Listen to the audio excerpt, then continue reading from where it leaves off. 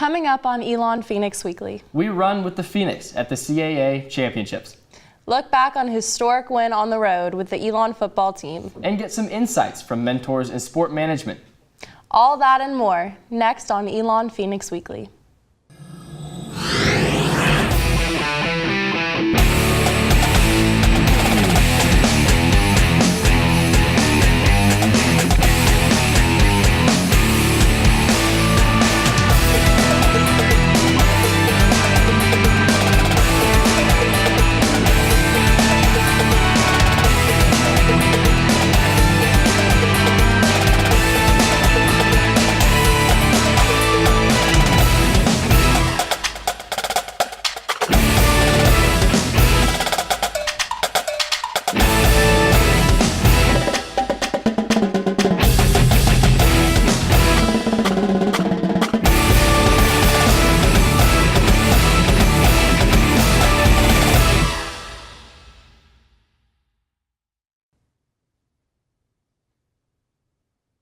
Good morning and welcome to Elon Phoenix Weekly. I'm Tellier Lundquist. And I'm Madeline Kern. Thank you for joining us for this ESPN Local Sports Break. Today's show brings you on the road with the Elon football team on a new episode of The Spark. And we hear from three mentors from Elon Wins, Women Influencers in Sport, a new program that helps mentor young women at Elon hoping to get into a career in sports. But first, let's go for a run. 6,000 meters. 3.7 miles. That's the length of an NCAA cross-country race. Since 1993, Elon has fielded a cross-country team. The last runner to win a conference title was Meg Crawford in 1993, when she won the South Atlantic Conference Individual Championship. Until now. Farmingdale, New York, hosted the 2018 CAA Cross-Country Championships at Bethpage State Park, and the Elon's women's cross-country team had a great race.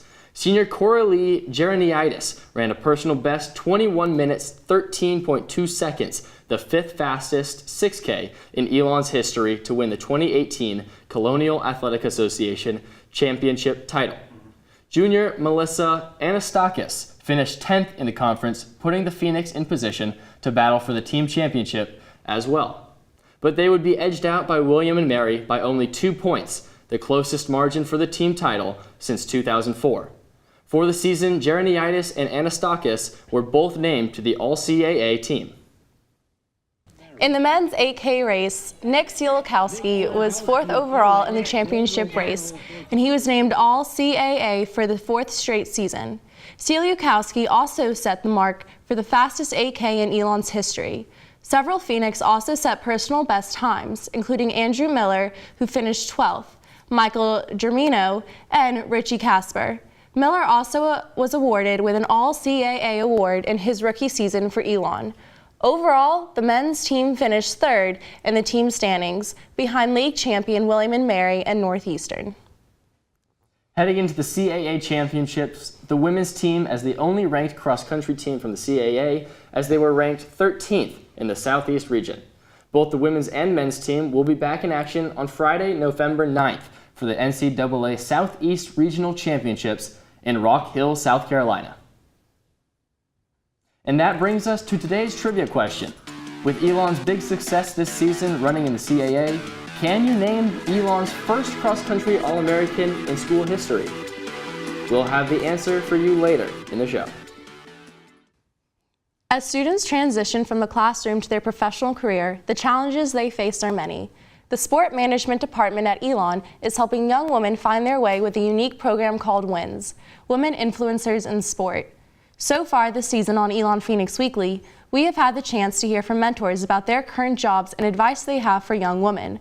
Today, we learn about the importance that role models were for current mentors in the WINS program.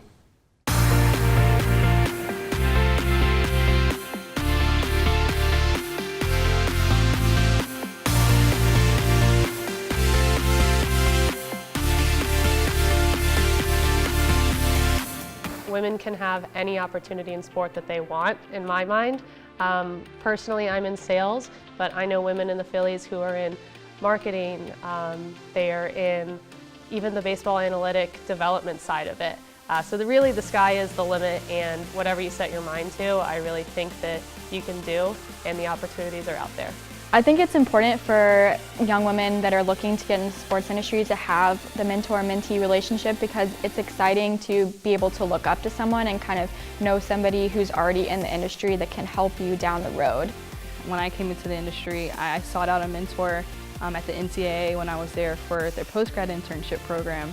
Her name was Anuka Brown, and at the time she was the vice president of women's basketball, and she pushed me in every aspect of work possible. She challenged me to pursue other opportunities. She challenged me to go out and meet people, but she also just gave me advice from her own work experiences that changed my perspective and allowed me to think differently about different situations. I had a mentor, she's actually even in the WINS program, and she really helped me out, and I wouldn't be where I am today without her. She showed me that not only being a woman in the sport, it's possible to, in industry, to make it work, but there's so many opportunities out there, and it doesn't matter if you're male, female. If you're good at your job, that's all that it matters. And the opportunities are out there, and if you push yourself, you're going to be able to get to where you want to be. If I was still in school, I think I would do more internships, put myself out there more. When I was at Elon, I was really, really shy for my first couple years. So I think hopefully if I could go back in time, I would want to put myself out there more and be more into networking and getting my name out there and reaching out to people in the industry just to put my name on the map, basically.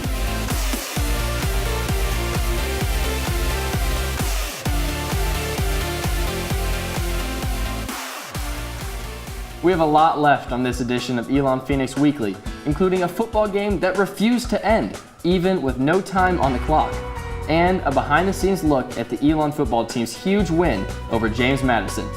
Stay with us.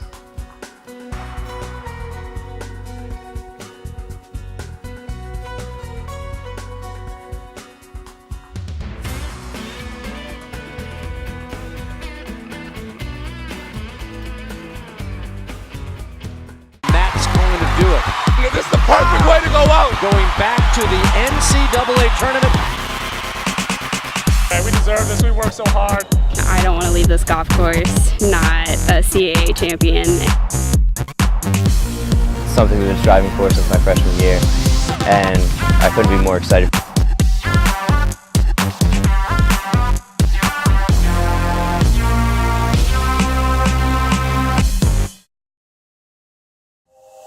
Welcome back to Elon Phoenix Weekly on your ESPN2 local sports break. Soccer is a worldwide sport becoming popular here in the United States within the last 20 years.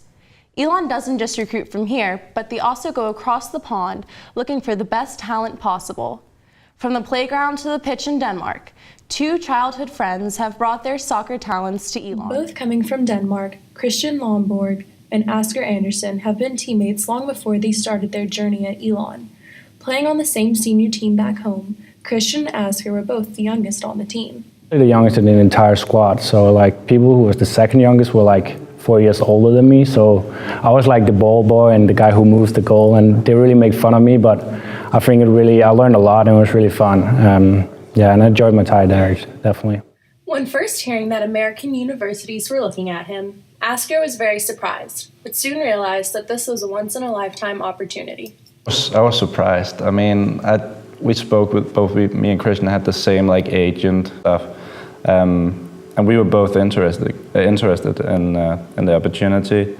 Everyone, my parents, my friends, they were all like, "You have to do this. It's an opportunity you can't deny." The fact that I could like both play soccer on a very high level and still study and learn the English language and speak fluently, I had to take the chance. Yeah. Although both got offers from multiple American universities, what they were truly looking for was a home, not just a team. It was a really high program, and when I talked with the guy Magic, who contacted me, I just could feel it from the start that it was a good match. They were really focusing on that it was a family and not just like a team, you know, and that really made my gut really feeling good, because some schools I talk with a lot about this is a business, where this was more a family, and that's really what I wanted to get from here. So Scoring a goal in the soccer league is a very hard thing to accomplish, especially as a freshman. However, both Christian and Asker beat the odds. Christian reflects on the time. Obviously, it was a really nice experience. Well, that's something you can only dream of as a freshman, to come in and score. It was a game. My goal was a game against Rutgers where we actually won 8-1. So it's a big victory. And my goal was for 7-1. So it was on a header, and obviously, just the fact that our score was a big relief for myself, and something I really strived for to get. And it was just something I hope that, of course, will happen in the future as well. Although coming to college in America is very exciting, it was a challenge to move away from their families. A little weird, because this is my first time moving out. I've been traveling, so I know on my own, so I know how it is to be on my own, but now you don't have your mom to do your laundry and your dad to drive you wherever you want, so it's a little weird, but the fact that I have Asker also helps me a lot by that. But yeah, the fact there is so much responsibility now, and yeah, it's fun, but I enjoy it.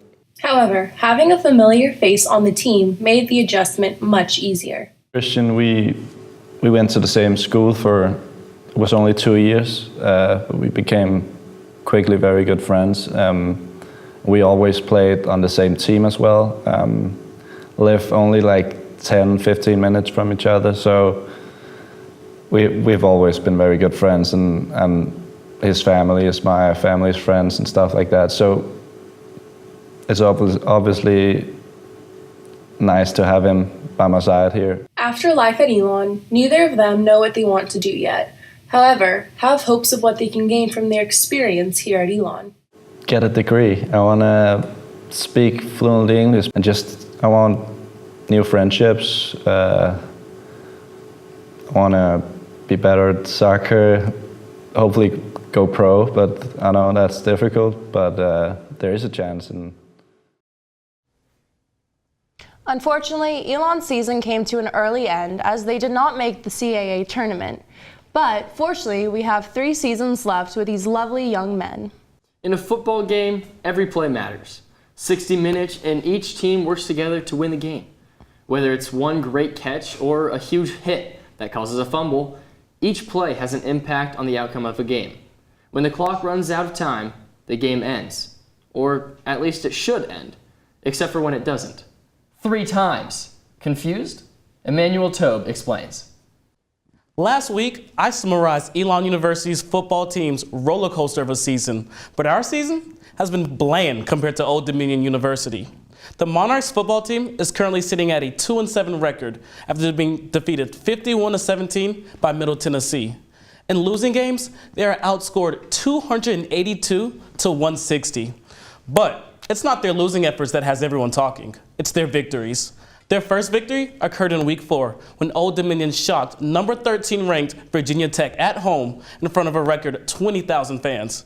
This game marked the first Old Dominion victory over both a Power 5 and a ranked opponent, as the Monarchs scored 4 touchdowns in the fourth quarter in their biggest win in school history. Old Dominion entered with a 1.8% chance of winning and pulled off the biggest upset by an FBS team in the 14 years of ESPN's Football Power Index predictions. And that was not even their craziest game of the season. The Monarchs were facing Western Kentucky and were down by 7 points with 1:32 left in the fourth quarter. The Old Dominion offense was ranked around 80th in yards per play, but completed 31-yard passes on back-to-back plays to lead to a 6-yard touchdown pass with 9 seconds to go. Now you would think that this would mean overtime, right? Well, this game is not over. Western Kentucky got the ball back, and with a 15-yard play and a 15-yard penalty, and they would have an untimed opportunity to attempt a 57-yard field goal to win the game. They would miss this attempt, but 12 men on the field for Old Dominion would give Western Kentucky another attempt on an untimed down. This attempt, also short, but Old Dominion's Isaiah Harper was in the end zone ready to return it. Harper was Conference USA's 2017 Special Teams Player of the Year and would return the ball 83 yards to Western Kentucky's 17-yard line as time expired. Are you still thinking about overtime? Well, officials were not, as they called a face mask penalty on the return, which means a third untimed down. Old Dominion kicker Nick Rice would make a 26-yarder to win the game in regulation after the Monarchs were down 7 points with 12 seconds to go. Overall, the game had 15 plays in the last 97 seconds, 6 plays in the last 9 seconds, and 3 plays in the last 0 seconds. It was an incredible game. I need a break just talking about it. Back to y'all at the desk. Thank you, Emmanuel. Old Dominion has made the most of their 2 wins this year. That crazy finish you just heard about, and taking down Virginia Tech at home. So how did the Monarchs follow up their improbable win against Western Kentucky? They lost by 34 to Middle Tennessee the next week. The team plays next Saturday against North Texas. When we return, a new episode of The Spark, taking you behind the scenes of the early part of the football season. And we clue you in on tonight's trivia answer.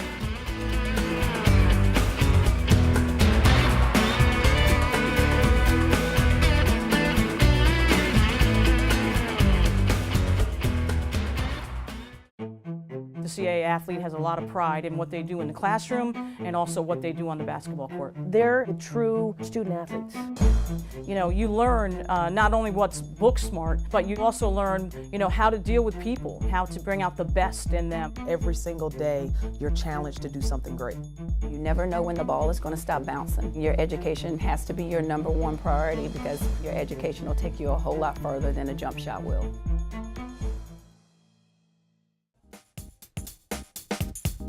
Elon Phoenix Weekly is made possible by the students of the School of Communications in association with the dedicated coaches, athletes, and staff of Elon Athletics. And that brings us to today's trivia question. Earlier in the show, we asked, name Elon's first cross-country All-American in school history. The answer? Luis Vargas. In 2014, Vargas became the first All-American cross-country runner after finishing 25th at the NCAA Championships. He went into the championships with a win in 5 of his previous 6 races. For his outstanding season, Vargas was the 2014 CAA Men's Cross Country Athlete of the Year, as well as the overall Most Outstanding Performer of the Year. Mr. Rogers coined the phrase, "It's a beautiful day in the neighborhood." When a football team travels, they often enter an opposing team's stadium that is not a friendly neighborhood. For Elon, facing James Madison on the road was a daunting task.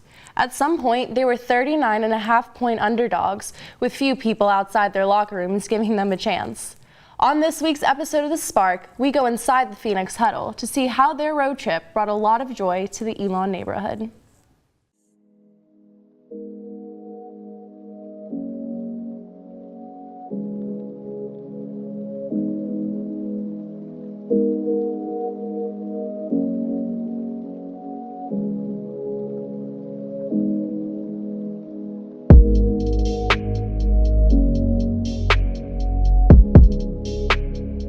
Going into JMU, for the most part, we were all pretty focused. I mean, we knew that it was going to be a big game and that we had like a big opportunity to go out there and, you know, win a game. 1, 3, cut the backside. Remember, bat and all. It's an old saying: big-time players make big-time plays in big-time games, and I just kept reciting that to myself.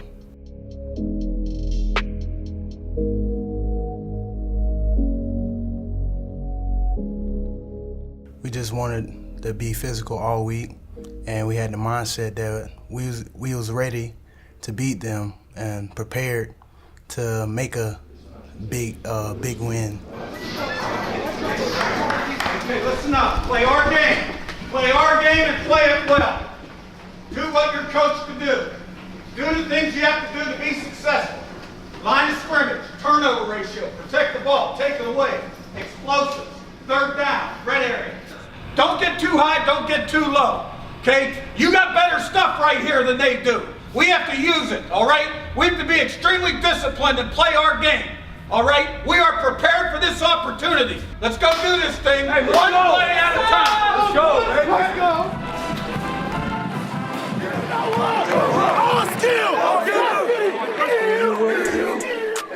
We say good afternoon on a picturesque fall Saturday. It's the 9th-ranked team in the country. The Elon Phoenix venture into a venue that has not been kind to not only CAA teams, but anybody for that matter. We're the number 2 ranked and 3-time defending CAA champs.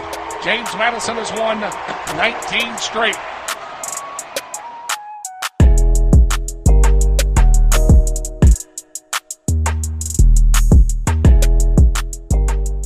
Throughout the whole game, I knew that it was going to be a dogfight. Our defense played well the whole game, the entire game. We created a bunch of turnovers. We didn't turn the ball over, which was really important. Snap, straight drop, Danucci looking, and it's snowed under. I felt like our offense, at the beginning, we were a little slow, but then we picked it up. Off the near hash mark, working from the 30 now, first and 15. The DB was playing 10 yards off, and I just ran at him. Cheat, straight drop, looking, he'll go deep. Davis threw a perfect ball. Got a man out there, and it is caught. Cole Taylor makes the grab.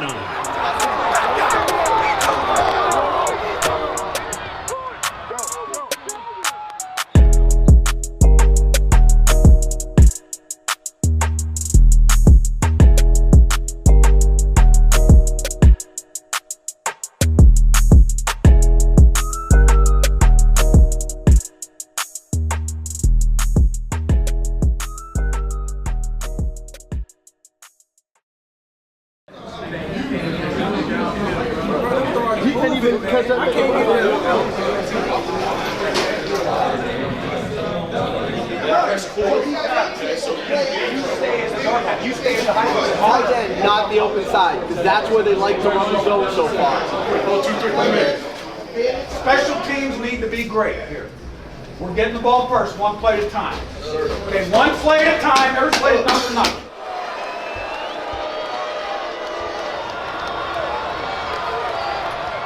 Second down and 8, 11:44 left. Snap, handoff, given to Summers. My goodness, what a hole! 40, 35, 30, 25, 20, 15, 10, 5, touchdown Elon! Malcolm Summers through the wide hole on the right side of the offensive line. Finds his way to the touchdown, and the Phoenix move in front by 7. The moment I knew we were going to win the game, absolutely, win the game was when they ran the reverse. When you do trick plays and stuff, you just trying to get something out of it, trying to get a quick score, because the regular stuff that you go into the game with is not working. So when they did the reverse, I'm like, oh yeah, we got them where we want them.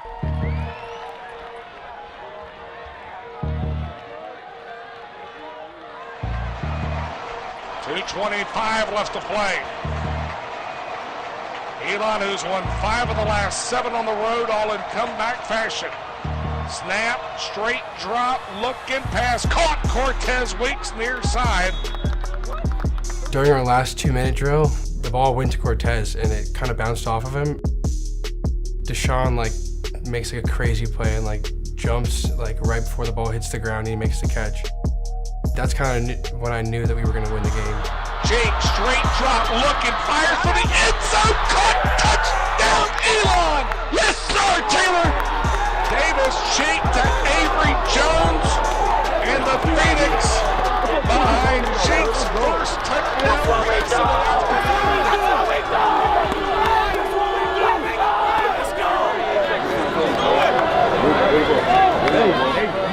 Everybody in this conference been chasing JMU for the last 3 years, and we were the team to beat them, so it meant a lot. And it was kind of speechless. It left me speechless. I didn't know what to say after the game. I was just staring, I'm like, wow, we did it. For us to be able to go into their house and get a win was really important, and I think it was really important for the program.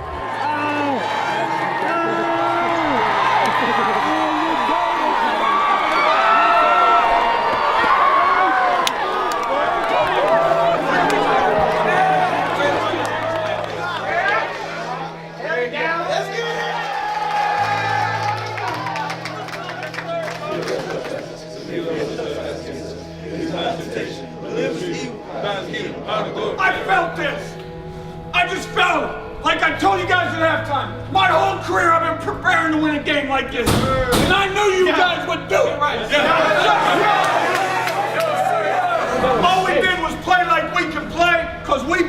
and we were prepared. And we're a good football team. Hell to the victory!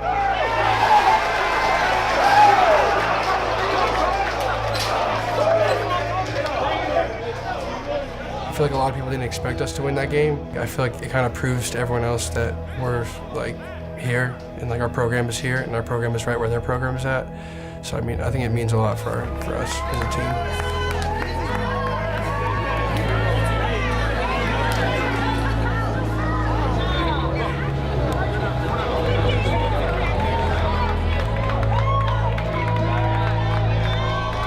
This win definitely made the statement like we are here and we're not playing with anybody else.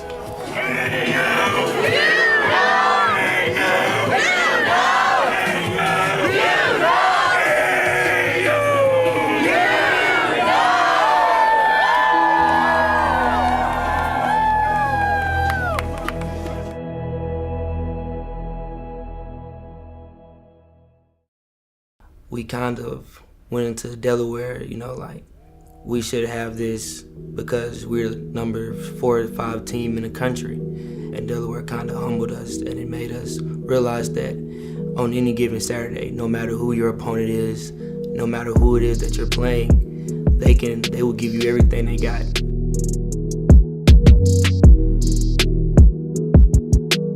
We wanted to come back from a loss and make it a win, and that's kind of what we focused on and what we were worried about doing this week.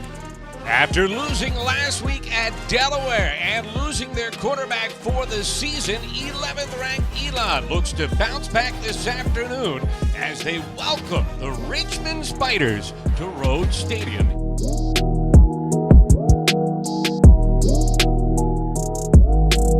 We can be the best team in the nation if we put our minds to it. And we seen that when we came out and beat JMU. And then we seen when we practice bad, we have a bad week of practice, what can happen. You can lose a game that you don't expect to lose.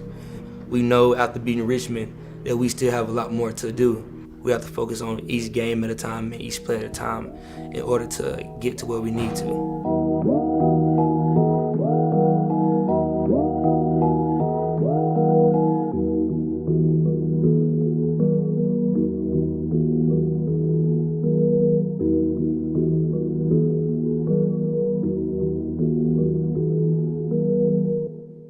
Following their bye week, Elon held at number 6 in the coaches poll and number 8 in the media poll heading into their homecoming game against Rhode Island this afternoon at 1:30. If you missed anything or want to watch it again, be sure to check us out on YouTube at youtube.com/Elon Phoenix Weekly. You can also catch us Saturday mornings right here on Spectrum Cable. Head to the ElonPhoenix.com to learn more about upcoming games and exciting stories about all Elon sports. And don't forget to tune in next time when we return for another exciting edition of Elon Phoenix Weekly.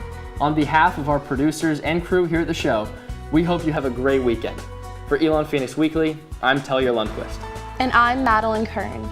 See you next time on Elon Phoenix Weekly.